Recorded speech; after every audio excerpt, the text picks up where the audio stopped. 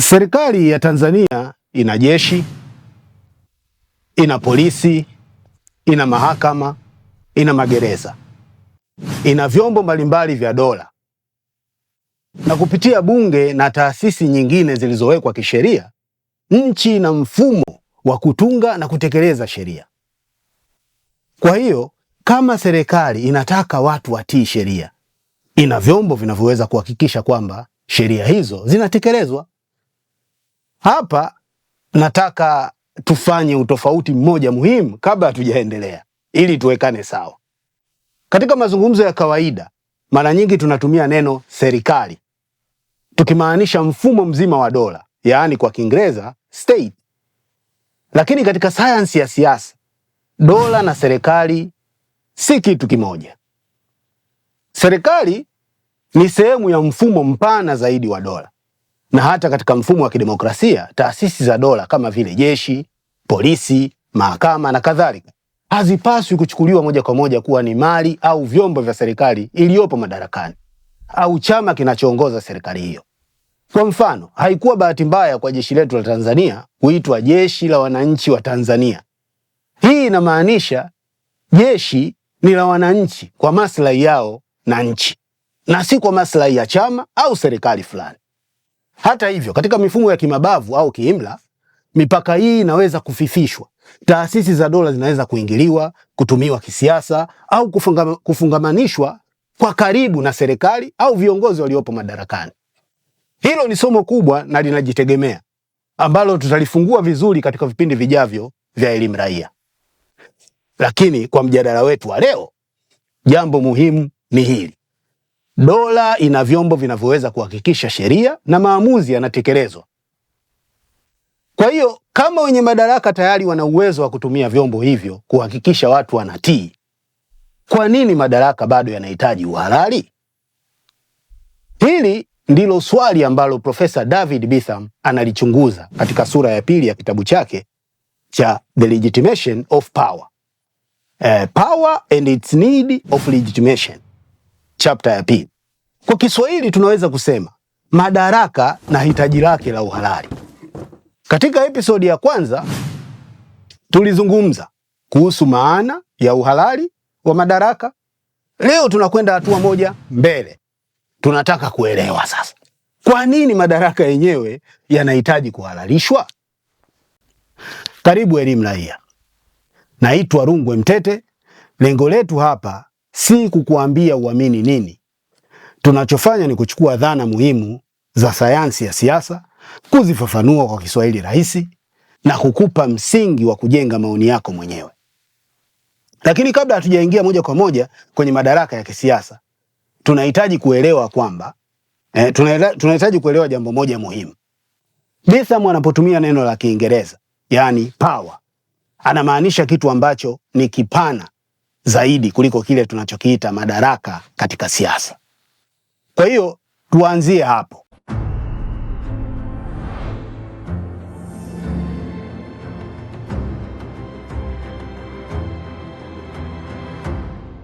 Profesa Bitham anapotumia neno power, anaanza na maana pana zaidi ya kile tunachokiita madaraka katika siasa. Kwa maana pana, power ni uwezo wa mtu kufanikisha malengo yake katika mazingira yanayomzunguka. Uwezo huo unaweza kutokana na vitu mbalimbali. Unaweza kuwa na maarifa, unaweza kuwa na fedha, unaweza kuwa na nguvu za kimwili, unaweza kuwa na ujuzi fulani. Hivyo vyote vinaweza kukupa uwezo wa kufanikisha jambo unalotaka. Lakini katika mjadala wetu kuhusu siasa, tunavutiwa zaidi na aina nyingine ya power. Yaani power au nguvu kwa maana ya uwezo wa kuamua au kuathiri matendo ya wengine. Hapa ndipo tunapoingia katika kile ambacho kwa Kiswahili tunaweza kukielezea kama mamlaka. Kwa mfano, katika mazungumzo ya kawaida nchini kwetu Tanzania, unaweza kumsikia mtu akisema, "Wewe huna mamlaka ya kuniamrisha mimi." Wewe huna mamlaka hayo bwana. Maana yake si kwamba mtu huyo hana nguvu za kimwili. Maana yake ni kwamba hana haki, nafasi au uwezo unaotambulika wa kutoa amri ambayo mwingine anatakiwa kuitii. Tuchukue mfano mwingine wa kawaida kabisa. Askari wa usalama barabarani anakusimamisha. kukuamuru uegeshe gari pembeni. Amri hiyo si sawa na mtu mwingine tu barabarani kukuambia uegeshe gari. Kwa nini? Kwa sababu nyuma ya askari huyo kuna mamlaka ya taasisi, sheria na uwezekano wa adhabu ikiwa masharti halali hayatatekelezwa. Na tunapohamisha mjadala huu kwenye serikali na taasisi za kisiasa, tunaingia katika madaraka ya kisiasa sasa. Kwa hiyo tunaweza kuona mtiririko huu, yaani uwezo, mamlaka, alafu madaraka ya kisiasa. Na pale mtu au taasisi inapokuwa na uwezo wa kuamua au kuathiri matendo ya wengine, uhuru wa wale wengine wa kuchagua unaweza kupungua. Hapo ndipo swali la uhalali linapoanza kuwa muhimu.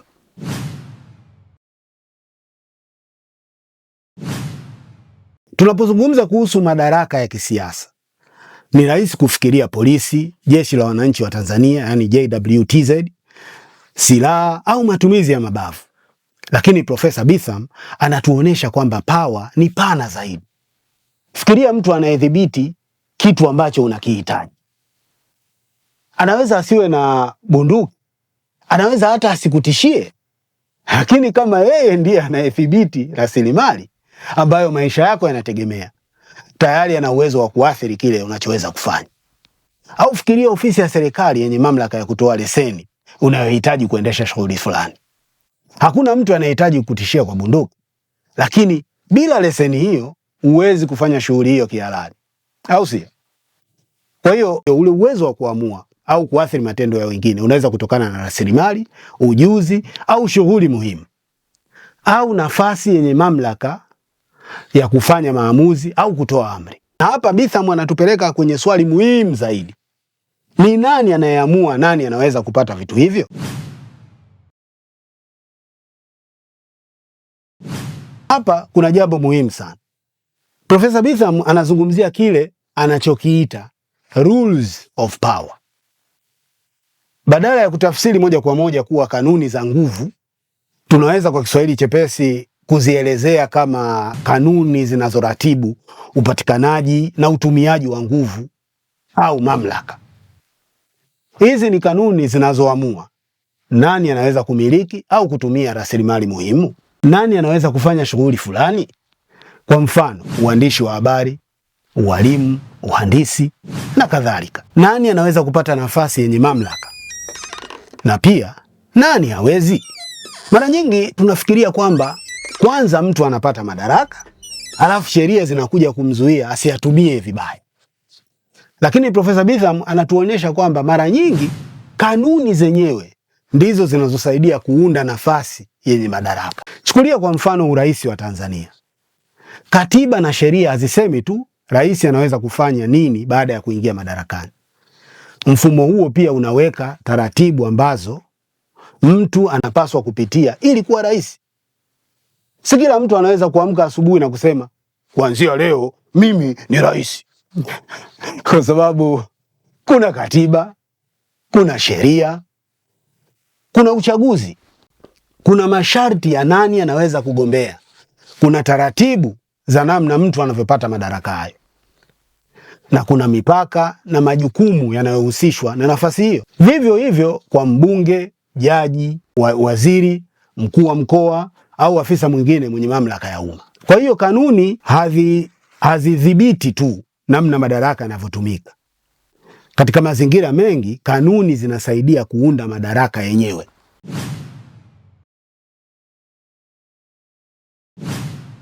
Sasa turudi kwenye serikali. Kwa nini madaraka ya kisiasa yana nafasi ya kipekee? Kwa sababu serikali haidhibiti tu vyombo vinavyoweza kutumia nguvu. Pia ina nafasi kubwa katika kutunga, kubadilisha na kutekeleza kanuni zinazoongoza jamii. Kwa mfano, fikiria uhusiano kati ya taasisi kama bunge, serikali na mahakama.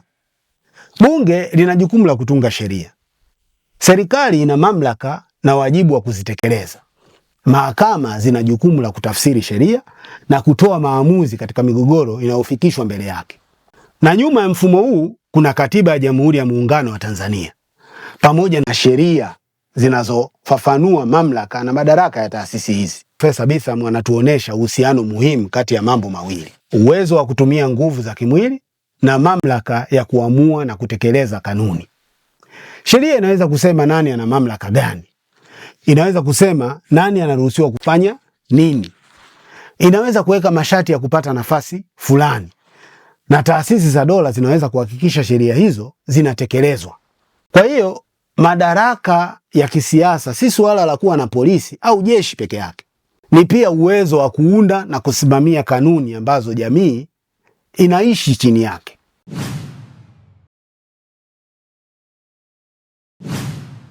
Na hapa tunafika kwenye swali kubwa la sura hii.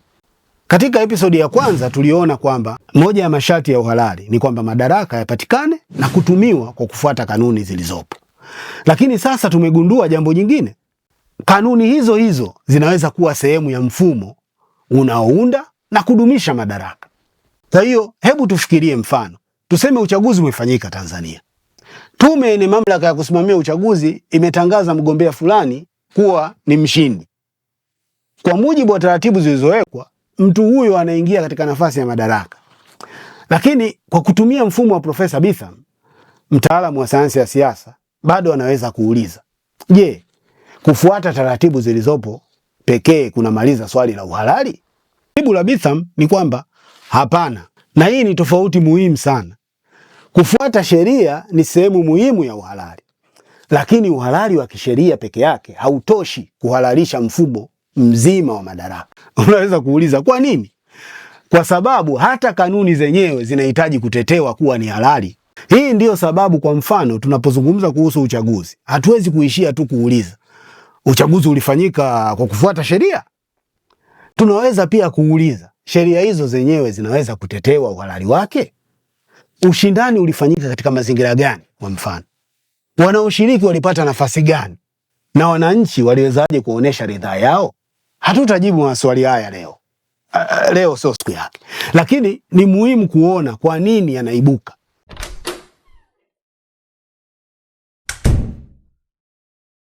Hapa ndipo tunafika kwenye kiini cha sura hii. Bitham anaonesha kwamba mahusiano ya mamlaka yana mambo fulani ambayo kwa asili yake yanahitaji maelezo na utetezi.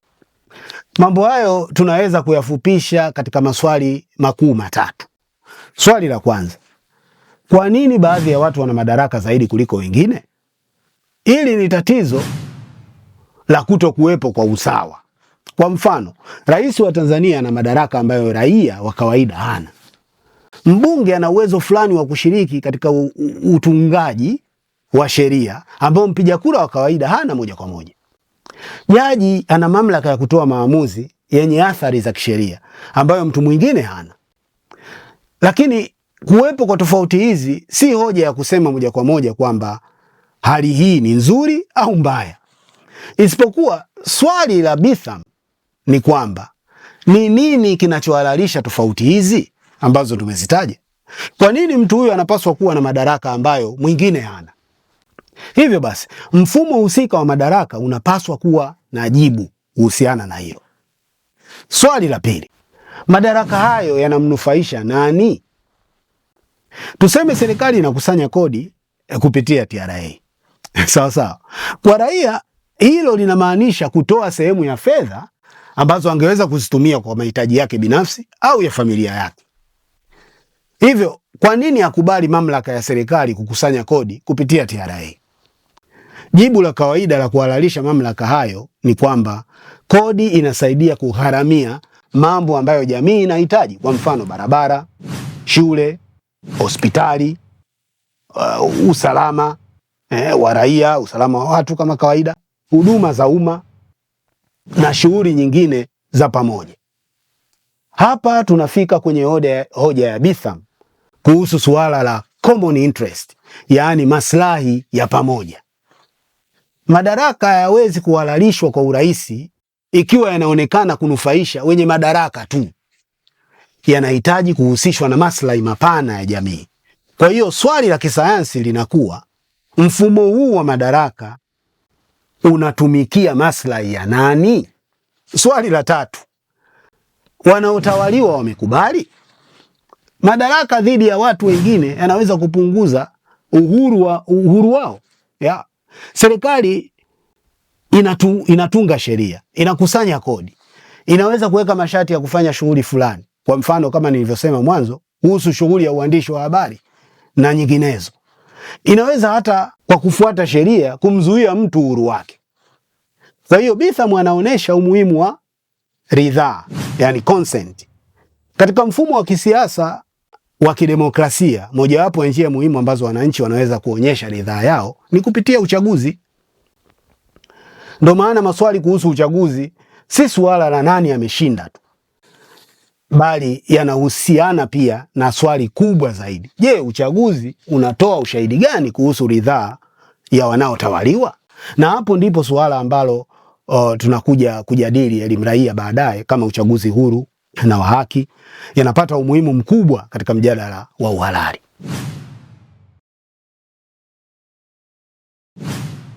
Hapa Profesa Bitham anaongeza hoja ambayo ni rahisi kuisahau. Tuseme mtu amekubali. Je, hiyo inamaliza mjadala? Si lazima mjadala huo umekwisha. Kwa sababu swali linalofuata linaweza kuwa amekubali katika mazingira gani? Ikiwa mtu anawekewa bunduki kichwani na kuambiwa asaini karatasi, hatuwezi kusema ametoa ridhaa kwa uhuru. Hilo linaeleweka kwa urahisi, au si? Lakini sasa tuhamishe mfano huo kwenye siasa. Kufanyika kwa uchaguzi peke yake kunatuonesha kwamba utaratibu fulani wa uchaguzi umetumika. Lakini tunapotaka kutumia uchaguzi kama ushahidi wa ridhaa, maswali mengine yanaweza kuwa muhimu kama ifuatavyo. Je, wananchi walikuwa na machaguo halisi ya kisiasa? Je, waliweza kupata taarifa? Je, wagombea waliweza kushindana? Je, wananchi waliweza kufanya uchaguzi wao bila kulazimishwa? Na hapa tunaweza kufikiria mfano ambao Watanzania wengi wamewahi kuusikia katika mijadala kuhusu uchaguzi. Kwa mfano, inasemekana kwamba katika baadhi ya maeneo wasimamizi wa vituo vya uchaguzi wamewahi kuletewa masanduku ya karatasi za kura ambazo tayari zimewekewa tiki kwa mgombea fulani, au kuamriwa kuwekwa tiki kwenye kura kadhaa kwa mgombea mmoja katika uchaguzi husika. Sasa kwa mtazamo wa Profesa Bitham, ikiwa jambo hilo limethibitika kutokea kweli, anauliza, je, kura za aina hiyo zinaweza kutumika kama ushahidi wa ridhaa ya wananchi? Hapo ndipo tofauti kati ya kufanyika kwa uchaguzi na uchaguzi kutoa ushahidi wa ridhaa linapokuwa muhimu sana. Hapa tunaona namna uchambuzi wa Profesa Bitham unavyoweza kutusaidia kuelewa kwa nini maswali haya ni muhimu katika suala zima la dhana ya uhalali. Kwa sababu ridhaa haiwezi kutenganishwa kabisa na mazingira ambayo ridhaa hiyo imetolewa. Hii ndiyo moja ya hoja zinazovutia zaidi katika sura hii. Mfumo wa madaraka unaweza kuunda baadhi ya ushahidi ambao baadaye unatumiwa kutetea mfumo huo huo. Hebu tuone mfano mwingine wa kufikirika. Tuseme kwa miaka mingi kundi fulani la wananchi haliwezi kupata elimu bora, mafunzo fulani, au nafasi zinazowezesha kuingia kwenye uongozi wa taasisi muhimu. Miaka inapita, halafu tunakuta watu wachache sana kutoka kundi hilo wana sifa zinazotakiwa kuingia katika nafasi hizo. Baadaye tunaangalia taasisi hizo na kusema, unaona, watu hawa hawana sifa za kuongoza. Lakini Bitham anatuambia turudi nyuma na kuuliza, kwa nini hawakupata nafasi ya kujenga hizo sifa tangu mwanzo? Mfumo unaweza kutengeneza tatizo, alafu tatizo hilo hilo likatumika kuutetea mfumo husika. Na hapa kwa kweli mfano halisi kuhusu mfumo wetu wa Kitanzania umenitoka kidogo. Kwa hiyo mfano unaofikiria unaweza kuandika wewe kwenye comment hapo chini. Lakini jambo kama hilo linaweza pia kutokea kuhusu maslahi ya pamoja. Kama taasisi au kundi fulani limepewa udhibiti wa shughuli muhimu sana kwa muda mrefu, jamii inaweza kuanza kulitegemea. Alafu tunasema hatuwezi kufanya bila wao. Huenda ikawa kweli katika mazingira yaliyopo. Lakini Profesa Bitham anatufundisha kuuliza swali la pili. Je, utegemezi huo unatokana na uwezo wao wa kipekee au unatokana na namna mfumo wenyewe ulivyojengwa? Si lazima iwe hivyo. Na hapa tunapaswa kuwa waangalifu tusipotoshe ufafanuzi wa Profesa Bitham. Hoja yake si kwamba wenye madaraka wanadanganya watu tu, halafu watu wanaamini kila wanachoambiwa. Anasema kitu cha kina zaidi. Mfumo wa madaraka unaweza kuathiri mazingira halisi ambayo watu wanaishi ndani yake. Rasilimali walizonazo, elimu wanayoipata, fursa walizonazo, taasisi wanazozitegemea na machaguo walionayo, yaani options. Wana options za aina gani watu hao? Kwa hiyo baadhi ya maelezo yanayotolewa kuhalalisha mfumo yanaweza kuonekana yana mantiki kabisa kwa watu wanaoishi ndani ya mazingira hayo. Lakini ikilinganishwa na mfumo mwingine au mazingira yakibadilika, maswali mapya yanaweza kuanza kujitokeza. Hivi ndivyo ilivyo au kwa nini iwe hivi? Fikiria Mtanzania wa leo ana simu ya mkononi. Anaweza kusoma katiba ya Tanzania, katiba ya Jamhuri ya Muungano wa Tanzania. Anaweza kuona uchaguzi wa Kenya. Anaweza kuona mjadala wa bunge la Uingereza.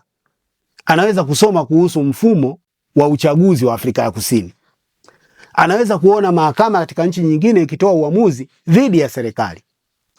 Anaweza kuona nchi nyingine zikibadilisha katiba zao. Na bila shaka anaweza kutembelea ukurasa wa Elimu Raia Instagram pale au hapa YouTube na kujifunza mambo kadhaa kuhusu sayansi ya siasa. Au sio? Hii haimaanishi kwamba mifumo ya nchi nyingine ni bora kuliko ya Tanzania, bali inamaanisha kwamba mwananchi wa sasa anapata kitu muhimu sana ambacho ni uwezo wa kulinganisha. Na hapo kile kilichozoeleka kusemwa, hivi ndivyo mambo yalivyo. Wewe nini bwana? Kila siku watu tunafanya hivi. Ndio hivyo ilivyo. Kinaweza kukutana na swali tena. Kwa nini lazima yawe hivi? Kwa nini mambo yaendelee kuwa hivi? Kwa mfano, kwa nini rais ana madaraka haya? Kwa nini bunge linaundwa kwa namna hii? Kwa nini uchaguzi unaendeshwa kwa utaratibu huu? Bora lende. Kwa nini katiba imeweka taasisi kwa namna hii na si nyingine? Haya si lazima yawe maswali ya kupinga mfumo. La hasha. Ni maswali ya kuelewa mfumo. Na katika jamii ya kisasa, misingi inayotumiwa kuhalalisha madaraka inalazimika zaidi kustahimili ulinganisho, maswali na changamoto zinazojitokeza.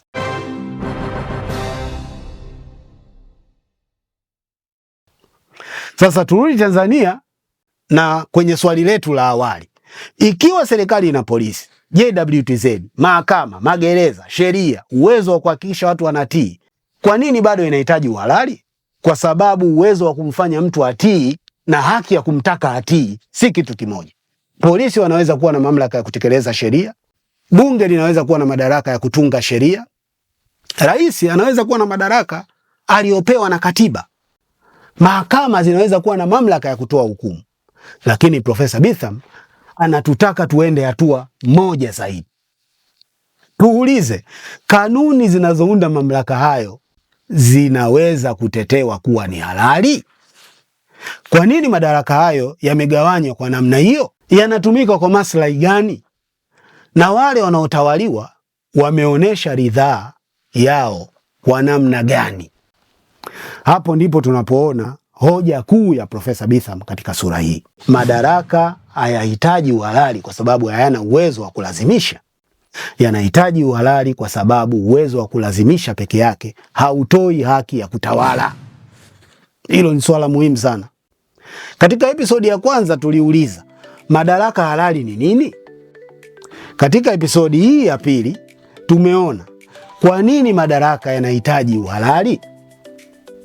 Lakini sasa milango mingine inafunguka. Kama uchaguzi ni njia mojawapo ya kuonesha ridhaa, ikiwa katiba hiyo inaweka kanuni za msingi za madaraka, nani anapaswa kuwa na mamlaka gani na kwa nini? Na kama sheria inaweza kutoa mamlaka, je, kila jambo hilo halali kisheria ni halali kisiasa? Haya ni baadhi ya maswali tutakayokuwa tukiyafungua hatua kwa hatua hapa Elimu Raia. Natumai mada ya leo umeielewa kabisa, au pengine badala ya mada umeishiwa power. Katika hali yoyote ile, tungependa kupata maoni yako hapa chini kuhusu mada hii. Mpaka tutakapojaliwa tena, naitwa Rungwe Mtete. Hii ni Elimu Raia. Kabla ya kuwa na maoni, lazima kwanza tuelewe dhana. Kujua ni kuchagua.